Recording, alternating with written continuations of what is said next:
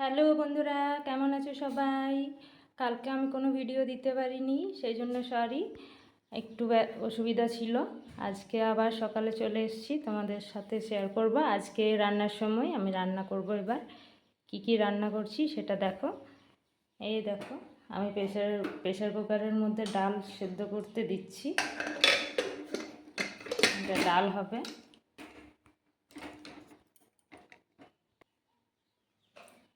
গ্যাসটা অন করে দিই আমি।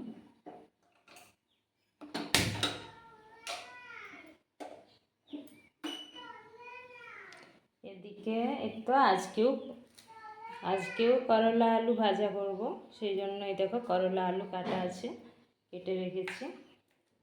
এটা লাউ কাটা আছে, লাউয়ের সবজি হবে।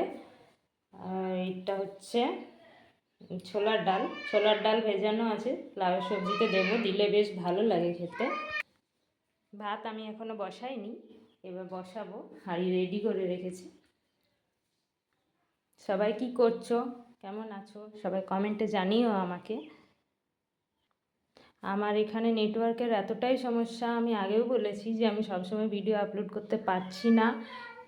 আমি একদম গ্রামে থাকি, গ্রাম বলতে একেবারে জঙ্গলের মাঝের একটা গ্রাম। ভীষণই অসুবিধা, তবুও এত কষ্ট করে এত অসুবিধার মধ্যেও আমি ভিডিও আপলোড করছি। আমার এক ছেলে আছে, হাজব্যান্ড প্রাইভেট টিউশন পড়ায়, বেশি কিছু না, বাড়িতেই পড়ায়।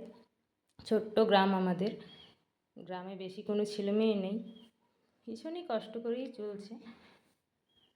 ছেলের বয়স প্রায় 4 বছর, ওকে এবছর স্কুলে ভর্তি করব।